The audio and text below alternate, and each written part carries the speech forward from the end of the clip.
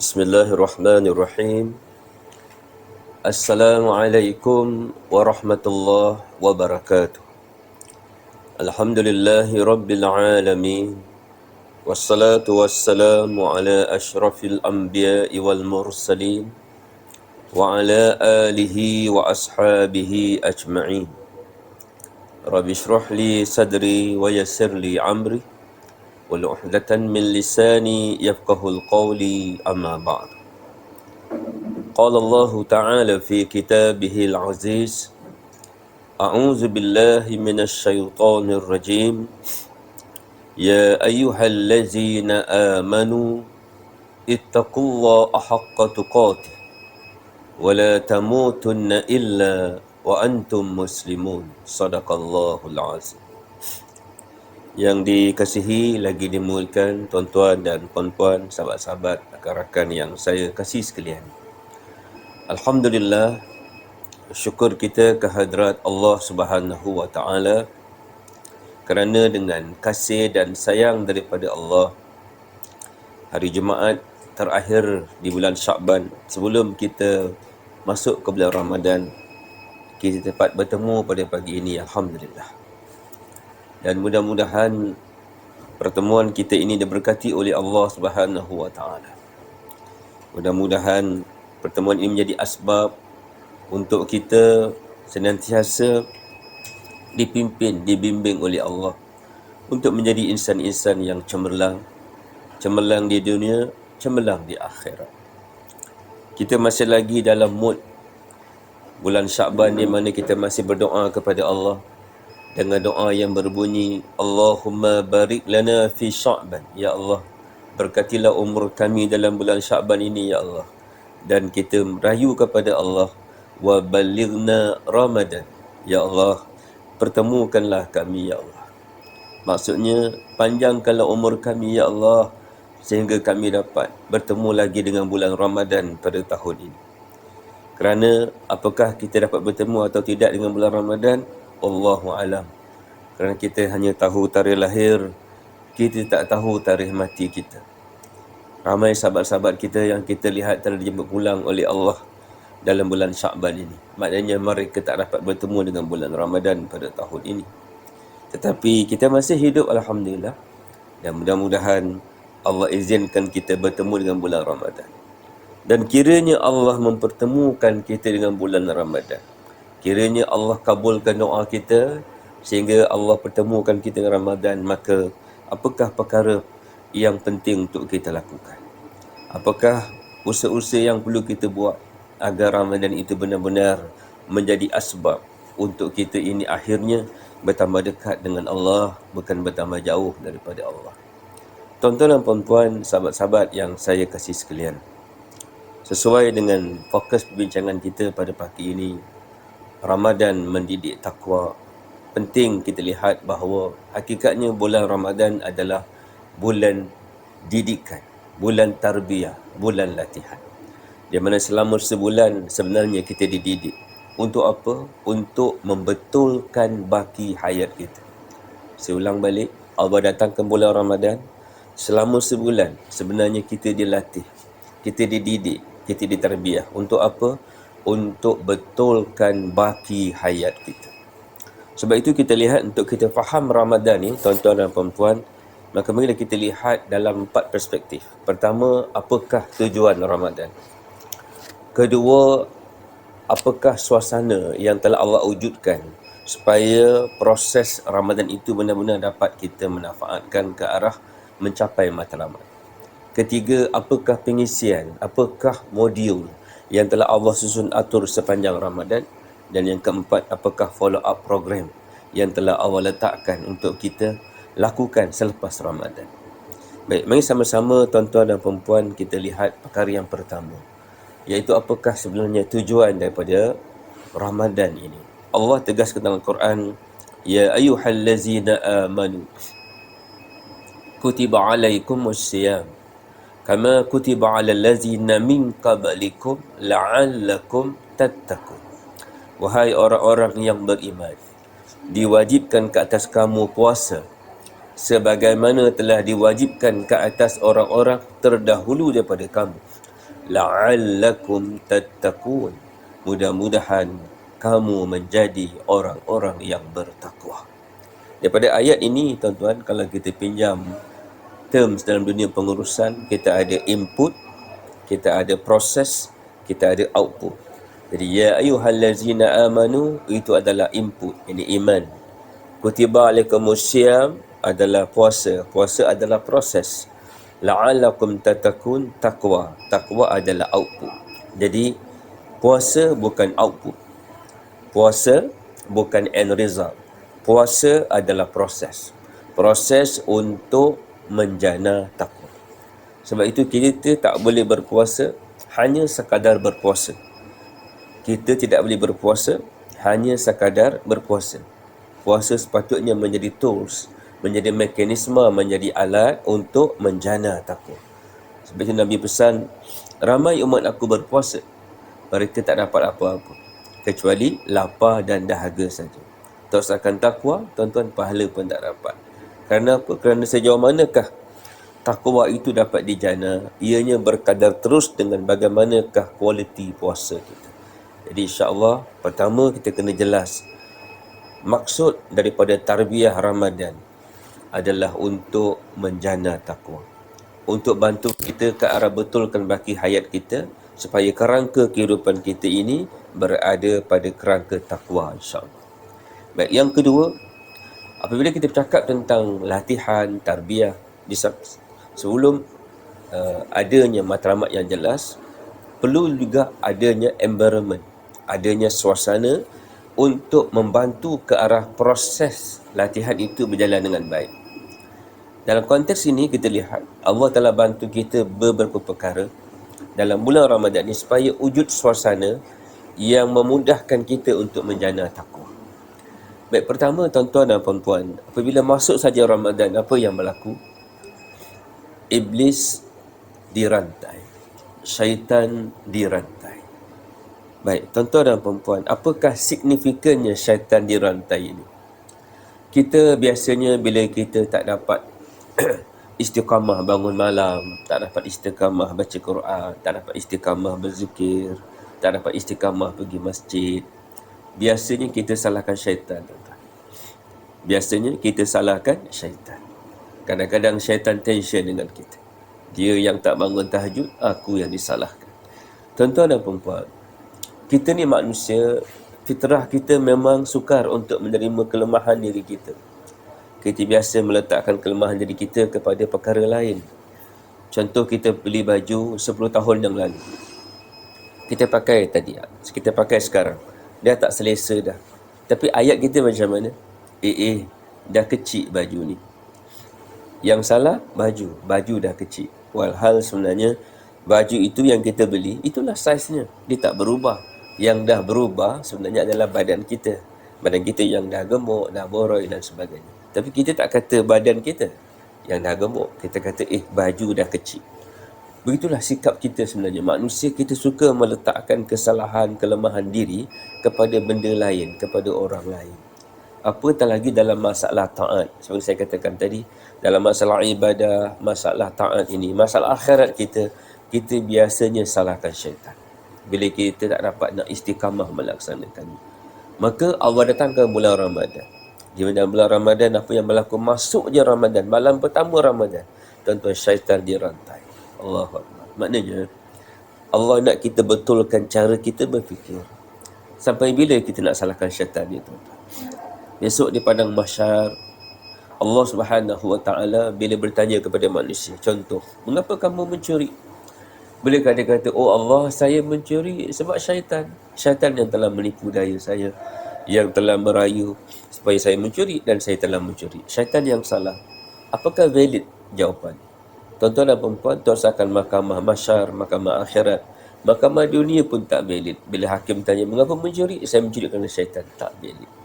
Mengapa, tuan-tuan? Kerana Allah dah beri kita akal. Dengan akal ini, Allah beri kita freedom of choice. Allah beri kita kebebasan untuk membuat pilihan. Maknanya kita diberi kebebasan untuk menentukan hidup kita ni, tuan-tuan. Kita yang pilih nak buat yang betul atau yang salah. Nak buat yang baik atau yang buruk, yang berpahala atau yang mendatangkan dosa. Kita yang pilih akhirnya nak pergi syurga atau pergi neraka. That's our choice. That's why Allah datangkan bulan Ramadan, Allah bentuk satu suasana di mana syaitan dia rantai. So don't blame syaitan. Memang syaitan ada, tapi kita kena menguasai diri kita, hidup kita ni tuan-tuan. At the end of the day, besok di akhirat, kita kena bertanggungjawab dengan apa yang kita buat dekat dunia.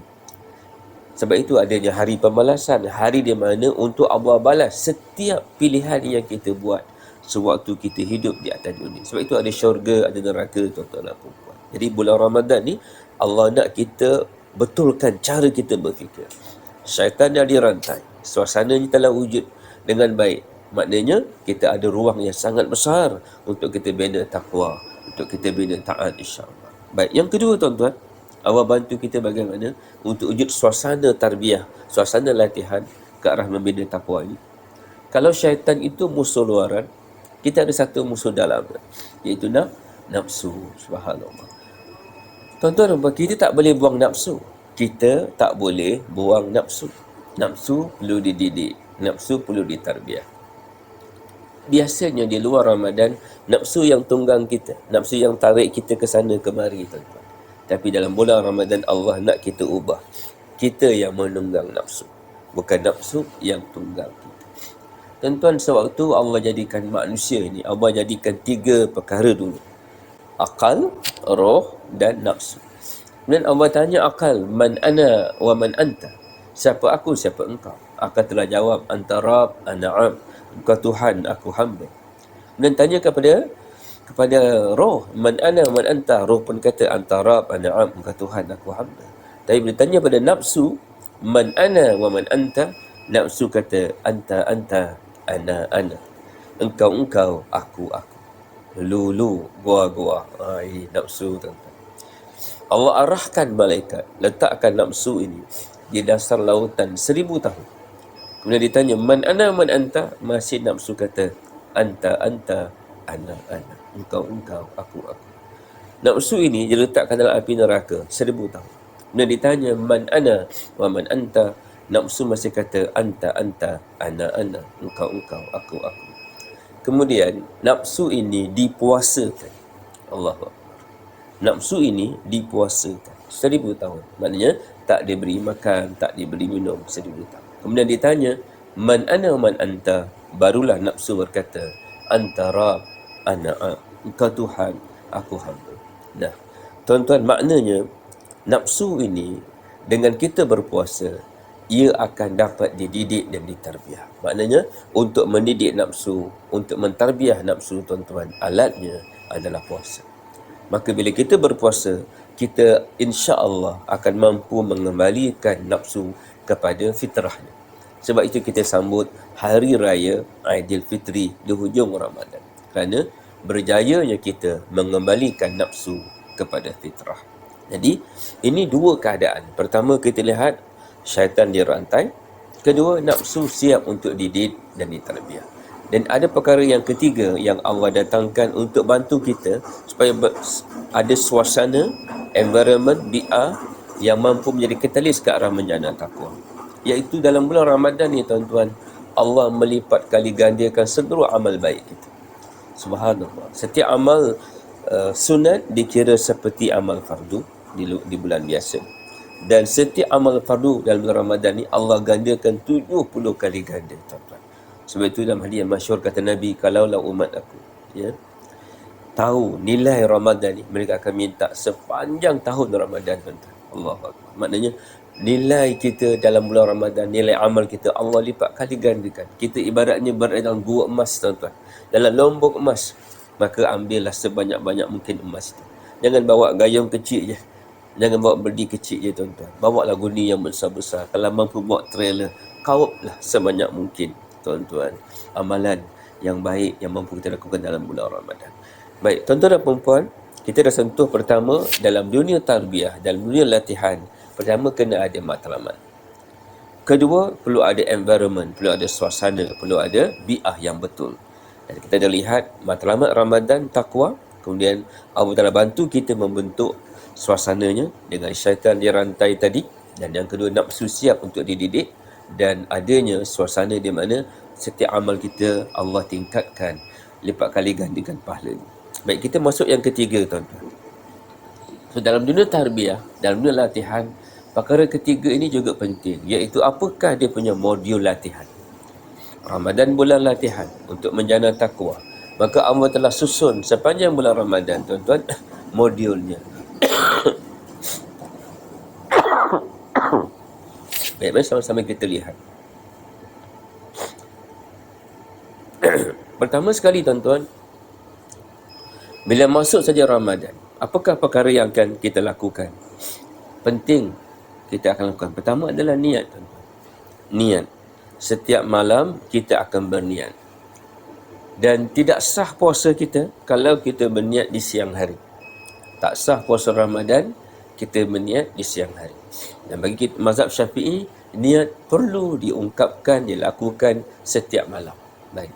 Tuan-tuan, niat adalah satu modul khas yang Allah datangkan dalam bulan Ramadan.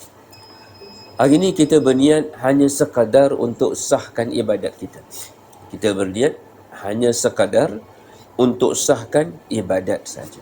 Wahal niat ni peranan yang sangat besar, tuan-tuan. Tuan-tuan dan perempuan, saya bila terlibat dalam diri training ni, saya suka search buku-buku yang berkaitan dengan pembangunan manusia, psikologi, motivasi dan sebagainya. Satu hari saya terpandang satu judul buku, The Power of Intention.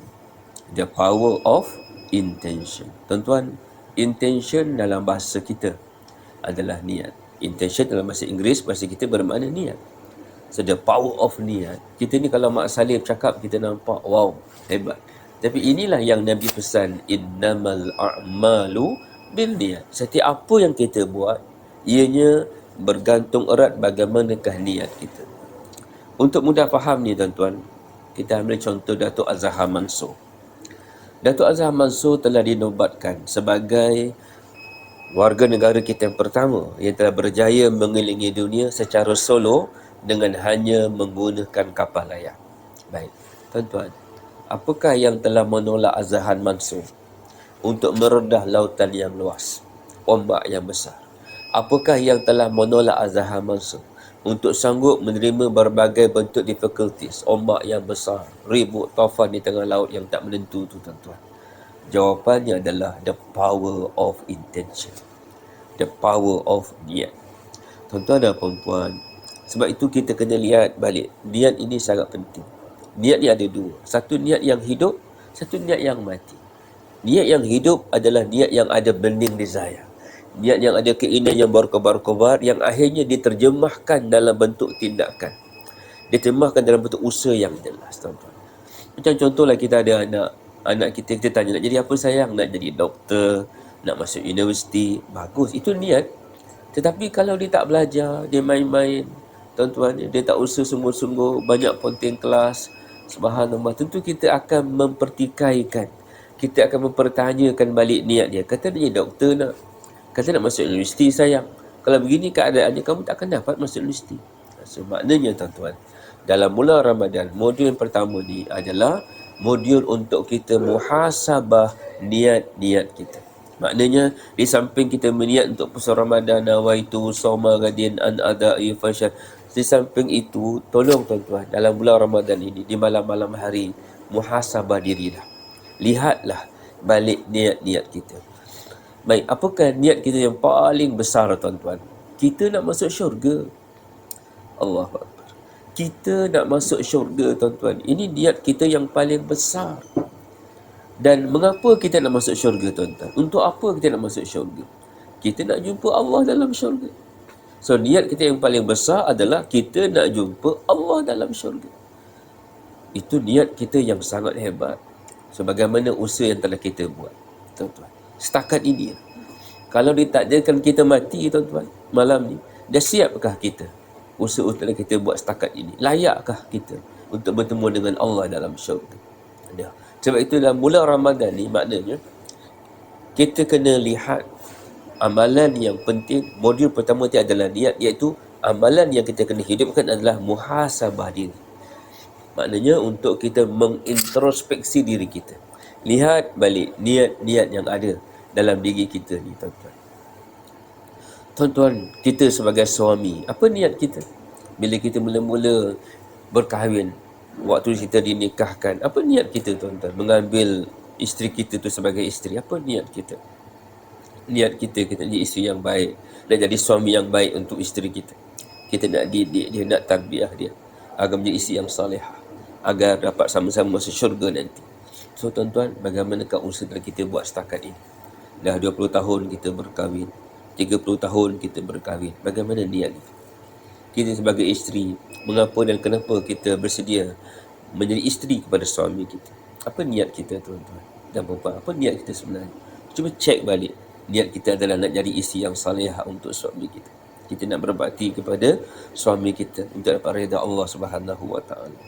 Tuan-tuan, cuba lihat balik niat itu. Bagaimana keadaan niat itu sekarang ni? Bila kita berkahwin, kita ada anak. Apa niat kita, tuan-tuan? Terhadap anak-anak kita sebagai ibu, sebagai ayah. Niat kita nak jadikan jadi kita ayah, ibu yang bertakwa, yang mampu mendidik anak-anak supaya anak-anak menjadi insan-insan yang cemerlang di dunia, cemerlang di akhirat. Tuan-tuan, kita ada mak ayah. Apa niat kita, tuan-tuan? Sebagai anak, niat kita nak jadi anak-anak penyejuk mata ibu ayah kita. Subhanallah. Jadi maknanya dalam bulan Ramadan ni, tuan-tuan, kita kena hidupkan amalan bermuhasabah diri. Ya, tengok niat-niat kita yang telah kita bina sepanjang kita hidup ni, tuan-tuan, ya. Baik, kita pergi yang kedua. Yang kedua, modulnya adalah tarawih, tuan-tuan. Modul yang kedua adalah tarawih. Dan kita lihat tarawih ni, tuan-tuan, apakah amalan di sebalik tarawih yang kita kena lihat. Asbab tarawih, apa yang berlaku, tuan-tuan? Masjid penuh. Asbab tarawih, masjid meriah. Jadi di sini seolah-olah Allah nak kita beritahu bahawa untuk kita menjadi orang yang bertakwa, kita perlu menjadikan masjid sebagai paksi kehidupan kita. Sebab itu, tuan-tuan dan perempuan, rugi sangat kalau sembahyang tarawih yang sunat. Memang tarawih itu sunat, tuan-tuan, tapi kita boleh pergi masjid, tapi sembahyang fardu tak sampai ke masjid. Maknanya kita tak faham. Tuan-tuan dan perempuan, tarawih adalah merupakan satu alat yang Allah datangkan untuk latih kita supaya hati kita dididik untuk ada hubungan dengan masjid. Jadi maknanya, kalaulah sembahyang tarawih kita datang masjid, maka sembahyang subuh, tuan-tuan, kita usahakan ke masjid. Ini kadang-kadang lepas sahur, kita lepas makan tu kenyang, tidur balik. Terus subuh nak bangun dah lekit, tuan-tuan. Akhirnya subuh kat rumah je, tak sempat nak pergi ke masjid. Zuhur, kita nak amalkan sikit kailulah lah. Tidur sekejap sebelum zuhur. Terlajak, bangun orang nak balik masjid. Asar sibuk dengan pasar Ramadan, tak sempat pergi sembahyang jemaah asar di masjid. Maghrib sibuk pula dengan berbuka, tuan-tuan, tak sempat jemaah di masjid. Isyak berbuka lambat, kena pula rokok sebatang lepas buka, duduk sekejap. Akhirnya terkejar-kejar, maghrib pun terkejar-kejar, pergi masjid pun Masya Allah untuk isyak kadang-kadang terlepas jemaahnya. Allahu Akbar. So kalau begitu keadaan kita, takwa tak akan dapat dijana. Sebab itu, tuan-tuan, amalan yang penting dalam bulan Ramadan ni adalah i'tikaf. I'tikaf, tuan-tuan. Apa itu i'tikaf? Memperbanyakkan masa dalam masjid. Jadi kalau boleh, tuan-tuan, kita banyakkan masa kita. Jadi tarawih itu sebagai katalis untuk kita banyakkan masa dalam masjid. Jadi jangan cepat-cepat nak habiskan. Kadang-kadang kita cari sembahyang yang paling pendek. Kalau boleh nak cik yang 8 rakaat pula, yang baca pendek-pendek je, tuan-tuan, rugi sangatlah. Kita perlu lihat bagaimana kita nak banyakkan masa kita dalam masjid. Tak cukup siang, tak cukup malam, siang kita tambah, tuan-tuan. Nabi iktikaf, kita lihat ada dua riwayat. Pertama, Nabi beriktikaf the whole of Ramadan. Satu. Yang kedua, Nabi iktikaf 10 yang akhir. Subhanallah. So kalau kita boleh hidupkan amalan beriktikaf ni, tuan, sangat baik. Kalau tidak, banyakkan masa kita dalam masjid. Kerana masjid ni ada suasana taat, masjid ada suasana ibadah, masjid ada suasana akhirat. Bila kita banyak masa dalam masjid, dia akan beri kesan yang sangat tinggi kepada rohaniat kita, insya-Allah. Baik, modul yang ketiga, tuan-tuan, adalah sahur. Sahur adalah modul penting. Tetapi hari ini kita lihat sahur tu tujuannya makan. Sahur tujuannya makan, tuan-tuan. Ini kita kena betulkan balik. Sahur tujuannya bukan makan. Sahur adalah latihan bangun malam. Saya ulang balik. Sahur latihan bangun malam. Tuan-tuan, mana mungkin kita makan kalau tak bangun? Tapi bangunnya orang bertakwa bukan untuk makan. Sebab itu makan sunnahnya dilambatkan. Lagi lambat lagi aula. Lagi lambat lagi afdal. Tetapi bangun untuk mentakarubkan diri kepada Allah, sunnahnya disegerakan. Jadi kalau kita bangun pukul 3 pagi, 4 pagi, subhanallah tuan-tuan, maka lambatkan, segera ambil wudu untuk tunduk sujud depan Allah Subhanahu wa taala. Belajar-belajar menangis depan Allah taala. Tuan-tuan, sulamkan di malam hari dengan Quran, dengan selawat, dengan istighfar, subhanallah. Dan kalau boleh tuan-tuan, seulang balik, belajar-belajarlah menangis di hadapan Allah di sepertiga malam di waktu sahur. Kerana kata Nabi, ada dua titisan yang boleh padamkan api neraka. Pertama, titisan darah orang mati syahid. Kedua, titisan air mata satu orang yang menangis memohon keampunan daripada Allah. Waktunya bila? Di sepertiga malamnya, di waktu sahur, secara bersunyi diri. Jadi, tuan-tuan, sahur adalah latihan bangun malam. Ya ayyuhal muzammil qum bil laila illa qalila. Wahai orang muslimut, bangunlah, kata Allah, beribadatlah di malam hari walaupun sedikit. Jadi kita set benda kita tuan-tuan ya, insya-Allah dalam bulan Ramadan sahur itu bukan sekadar untuk kita makan. Sebab itu sunnahnya dilambatkan. Tetapi segerakanlah untuk kita mentakarubkan diri kepada Allah. Baik, kemudian seterusnya adalah tuan-tuan beliau di siang hari, iaitu kita berpuasa. Imam Ghazali membagikan puasa ni kepada tiga. Pertama, puasa khusus. Kedua, puasa khusus. Pertama puasa awam, puasa awam. Kedua puasa khusus. Ketiga puasa khusus.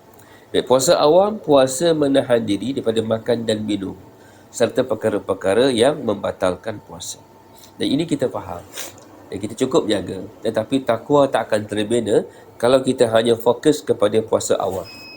Untuk tingkatkan kualiti takwa, kita kena tingkatkan kualiti puasa kita ke tahap yang kedua, iaitu puasa khusus. Apa itu puasa khusus? Puasa khusus dia bukan hanya menahan diri daripada makan dan minum serta perkara-perkara yang membatalkan puasa, tetapi juga menahan diri daripada perkara-perkara yang boleh membatalkan pahala puasa. Macam mana pahala puasa boleh batal? Bila tak jaga mata, bila tak jaga lidah, bila tak jaga tangan, kaki, perut, kemaluan, hatta pemikiran. Tuan-tuan dan perempuan, siapakah orang yang bertakwa? Orang yang bertakwa adalah orang yang mampu mentadbir urus jasadnya, mata, tangan, kaki, perut, kemaluan, hatta pemikiran, tuan-tuan, agar sentiasa berada pada kerangka yang Allah redai. Jadi Allah datangkan bulan Ramadan, kita dididik, kita dilatih untuk mentarbiah, untuk menjaga panca indera kita, untuk menjaga kita punya jasad ini, tuan-tuan ya. Sebab itu kita kena faham bahawa hakikatnya daripada jasad inilah datangnya amal. Daripada mata datangnya amal apa? Amal melihat. Jadi puasa mendidik kita supaya apa yang kita lihat mendatangkan pahala, bukan dosa. Jadi kita kena puasakan mata kita daripada perkara yang Allah tak suka. Sebab itu inilah yang menjadi punca sehingga Nabi kata, ramai umat aku berpuasa tapi mereka hanya dapat lapar dan dahaga sahaja. Tak dapat pahala sebab pahala habis. Terluput, terbatal sebab tak jaga mata, tak jaga telinga, tak jaga lidah dan sebagainya. Jadi bulan Ramadan ni bulan kita dilatih untuk menjadi orang bertakwa. Orang bertakwa, orang yang berhati-hati dengan apa nak dilihat, apa yang nak dicakap, apa yang nak didengar, apa yang dia buat dengan tangannya, kakinya dan sebagainya. Kita bekerja, tuan-tuan, tolong jaga tangan kita, jangan claim balance yang tak betul, overtime yang tak betul, packat lepas tu hilang, rasuah, pecah amanah. Kita berpuasa, Allah nampak apa yang kita buat, ada malaikat mencatat. Di bulan inilah bulan untuk membetulkan baki hayat, tuan-tuan. Bulan untuk betulkan cara hidup kita, insya-Allah. Baik, tuan-tuan dan perempuan, okey, modul puasa kita yang ketiga adalah kita lihat yang tertinggi, iaitu puasa khusus. Itu puasa khusus ini bukan hanya jaga jasad, tetapi jaga hati. Hati yang diusahakan supaya sentiasa ada connection dengan Allah. Maksudnya hati yang ada ihsan. Hati yang ada ihsan. Apa itu ihsan? Anta budallah ka'annaka tarahu fa ilan takun tarahu fa innahu yaraka. Kamu ibadat, kamu nampak Allah. Kalau kamu tak mampu, kamu rasa Allah melihat kamu. Jadi dalam bulan Ramadan inilah kita kena latih hati kita supaya hati kita senantiasa ada connection dengan Allah. Sentiasa rasa hakikatnya Allah nampak apa yang kita buat. Allah tahu apa yang kita lakukan. Tuan-tuan, kita berpuasa, kita haus, tergamak tak kita? Tuan-tuan, kita ambil wuduk masa zuhur, orang bukan tahu, kita minum air setenguk, kita takkan tergamak nak buat. Mengapa tuan-tuan? Dah berlaku proses iman. Maknanya walaupun orang tak tahu, Allah tahu. Walaupun orang tak nampak, Allah nampak. Jadi ini kita kena enhance, kita kena perkasakan lagi elemen imaniat ini tuan-tuan, keyakinan. Maknanya hati yang sentiasa merasakan kehadiran Allah, good conscious ini kita kena tingkatkan dalam bulan Ramadan ini tuan-tuan. Subhanallah. Baik tuan-tuan, itu antara modul penting yang perlu kita lihat, yang telah Allah susun sepanjang bulan Ramadan. Baik, kita masuk elemen yang keempat, iaitu follow up program. Follow up program. Dalam dunia latihan, kita lihat di mesti biasa ada 4 perkara. Pertama, mesti ada matlamat, tujuan apa latihan itu dibuat. Kedua, mesti ada environment, suasana. Ketiga, ada modul. Yang keempat tuan-tuan, ada follow up program. Baik, tuan-tuan, di manakah follow up programnya? Kita lihat bila habis saja Ramadan, tuan-tuan ya. Masuk Syawal, apa yang kita dituntut untuk buat? Malam hari raya itu, kita dituntut untuk teruskan pengisian malam itu dengan taat. Pengisian malam itu dengan amal-amal yang soleh. Hatta bersama dengan isteri pun dimakruhkan pada malam. Subhanallah. Sebab itu tuan-tuan, malam hari raya kita kena ingat, malam Ramadan yang pertama syaitan dirantai. Malam hari raya syaitan dilepaskan balik tuan-tuan. So dia akan all out, full swing untuk bagaimana menipu daya kita. So jangan gara-gara tuan-tuan gara-gara kita sibuk buat wajib, lemang, ketupat kan, jumpa adik-beradik balik sesekali ini tuan-tuan, kacau dol-dol pula, malam tu bertepuk tampar sehingga subuh besok tak sempat nak pergi masjid. Subuh pula subuh gajah, maknanya tak sampai maksud tuan-tuan. Sangka panas hingga ke petang, rupa hujan di tengah hari. Jadi maknanya follow up pertama, malam hari raya tu kita set minda kita. Malam itu kita kena teruskan pengisian ubudiyah kita tuan-tuan. Tak salah buat kuih, tak salah buat wajib dodol semua, ketupat, lemang dan sebagainya, tapi kita kena manage, urus masa kita supaya jangan sampai tergadai elemen taat, takwa yang telah kita bina selama sebulan tu tuan-tuan. Baik, yang kedua adalah kita lihat hari yang pertama, kita tak boleh puasa, diharamkan puasa. Tetapi kita lihat tuan-tuan, hari itu tetap kita kena jaga mata, tangan, kaki, perut dan kemaluan. Sebab kita kena lihat, saya ulang balik, syaitan dah dia lepaskan. Syaitan dah dia lepaskan, dia akan all out untuk menipu daya kita. Jadi kita kena usahakan. Follow up yang kedua adalah terus menjaga panca indera kita. Baik, bila masuk hari yang kedua, kita dah boleh berpuasa dan puasa 6 tuan-tuan kan. So inilah follow up yang sangat penting untuk kita hidupkan, iaitu berpuasa 6 hari. Kalau boleh tahun ni tuan-tuan, kita set minda kita puasa 6 hari direct. Kita ni biasanya Syawal ni panjang kan, jadi kita buat nanti minggu depan 1, minggu depan 2, nanti habis 6 hari, okey lah tuan-tuan. Rugi sangat. Kalau boleh kita set hari kedua tu dah kita teruskan puasa kita, dan kalau 6 hari direct kita buat, tuan-tuan, dia akan ada kesan yang sangat hebat kepada rohaniat kita, insya-Allah tuan-tuan ya.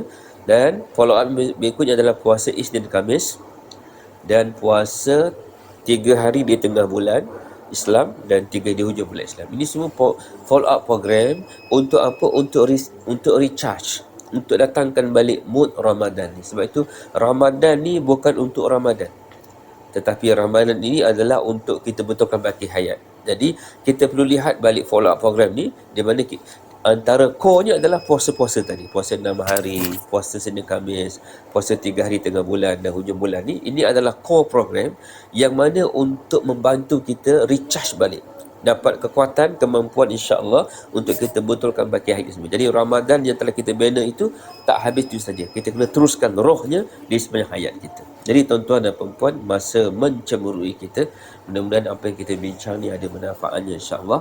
Semoga Ramadan tahun ini Ramadan yang mampu menjadi katalis ke arah mengangkat harkat dan martabat bukan hanya diri kita, bahkan agama, bangsa dan tanah air kita, insya-Allah. Ramadan mampu yang menjadikan kita ini umat-umat Islam yang terbaik, insya-Allah. Bukan bila Ramadan produktiviti kita kurang, bila Ramadan maknanya kita punya usaha-usaha kerja kita semua akan menjadi pasif. Dan teman, perang Badar berlaku dalam bulan Ramadan, tuan-tuan. Dalam bulan Ramadan mereka berperang, masya-Allah. Jadi maknanya kita kena lihat bahawa Ramadan ini satu bulan untuk membentuk kita menjadi insan-insan yang hebat, yang cemerlang di dunia, cemerlang di akhirat. Saya kira demikian saya dapat sampaikan pada slot kita ini. Yang ada baiknya, saya mohon maaf kalau salah silap terkasar bahasa. So, kita jumpa lagi insya-Allah. Kalau tak sempat jumpa di dunia, mudah-mudahan kita jumpa di syurga nanti insya-Allah. Mari sama-sama kita mendatangkan tuan-tuan, kita berdoa sama-sama. A'udzubillahi minasyaitonirrajim. Bismillahirrahmanirrahim. Alhamdulillahi Rabbil Alamin. Wassalatu wassalamu ala ashrafil anbiya'i wal mursalin wa ala alihi wa ashabihi ajma'in. Allahumma, ya Allah, ya Rabbana, ya Tuhan kami, pandanglah kami dengan pandangan rahmat-Mu, pandanglah kami dengan pandangan kasih dan sayang. Ya Allah, berkatilah pertemuan kami ini, ya Allah, dan jadikan ianya sebagai asbab untuk kami ini bertambah dekat denganmu, bukan bertambah jauh daripada-Mu. Ya Allah, kami adalah hamba-hamba-Mu yang kerdil, lemah, daif, lagi banyak dosa. Engkau Maha Pengampun, ya Allah. Ampunilah dosa-dosa kami, kuatkanlah iman kami, tunjukilah kami jalan yang benar lagi lurus. Masukkanlah kami ini, oh Allah, dalam golongan orang-orang yang saleh, dalam golongan orang-orang yang salihah, dalam golongan insan-insan yang bertakwa, dalam golongan insan-insan yang berjaya. Berjaya di dunia yang sementara ini, berjaya di kubur, berjaya di padang mahsyar, berjaya di titian sirat, hingga ke syurgalah kami dengan selamat.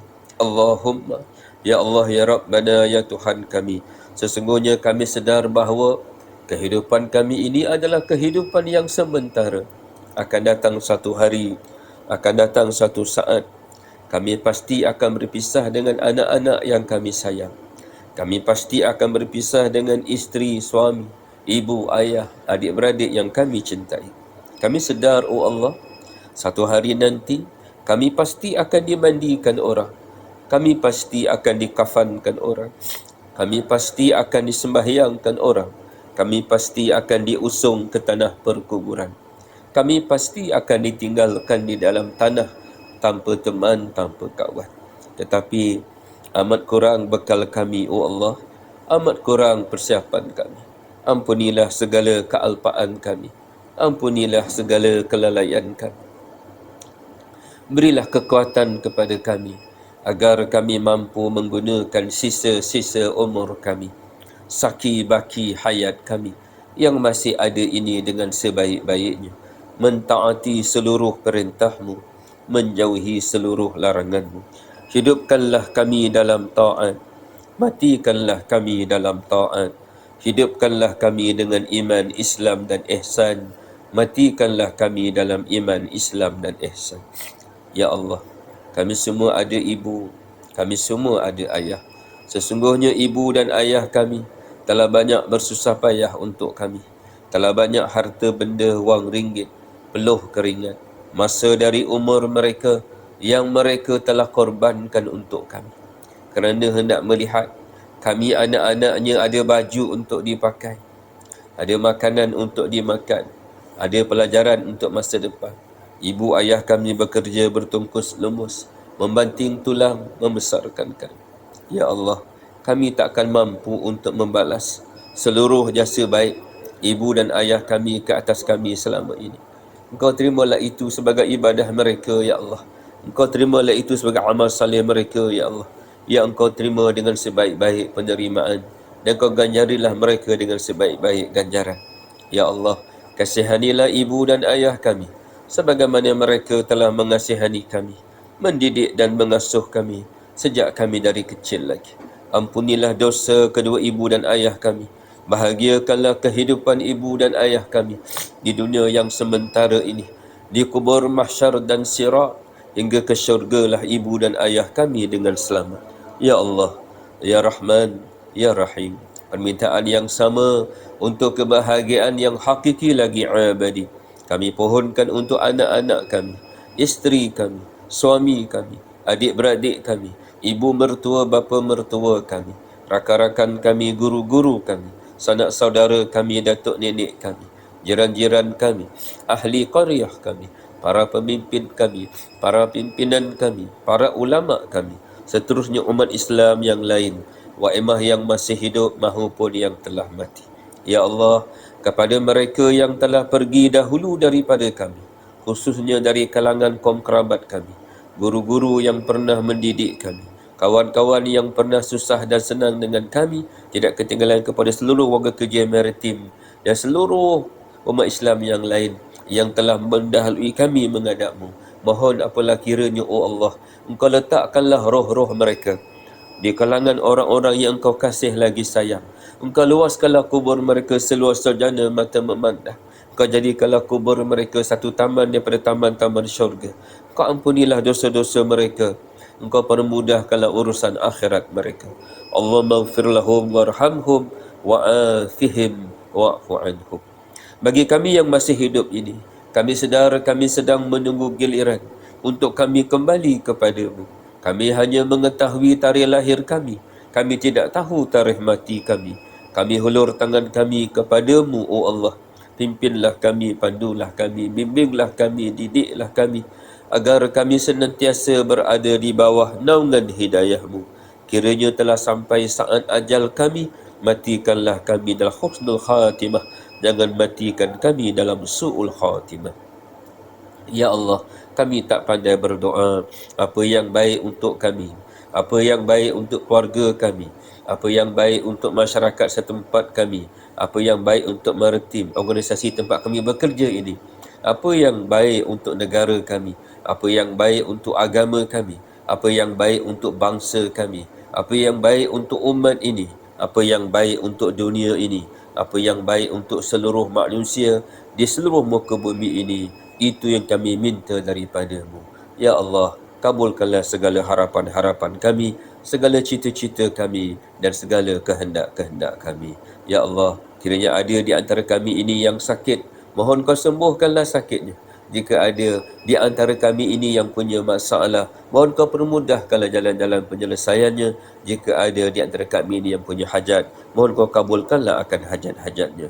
Allahumma aghnina bil ilmi, ya Allah, kayakanlah kami dengan ilmu, wa zayyinna bil hilmi, hiasilah kami dengan adab dan pekerti yang baik, wa akrimna bit taqwa, muliakanlah kami dengan takwa, wa jamilna bil afiyah, cantikkanlah kami dengan kesihatan yang baik. Allahumma barik lana fi Sya'ban, ya Allah, berkatilah umur kami dalam bulan Sya'ban ini, wa balighna Ramadan, dan mohon apalah kiranya Engkau izinkanlah kami untuk kami bertemu lagi dengan bulan Ramadan pada tahun ini, ya Allah. Rabbana atina fid dunya hasanah, ya Allah, kurniakanlah kepada kami kehidupan yang baik di dunia ini, kehidupan yang dengannya kami bertambah dekat denganmu, bukan bertambah jauh daripadamu. Wa fil akhirati hasanah, dan kehidupan yang baik di akhirat nanti. Wa qina azaban nar, dan jauhilah kami daripada azab api neraka-Mu yang pedih itu. Rabbana taqabbal minna du'aana innaka antas samiul alim. Walhamdulillahi rabbil alamin.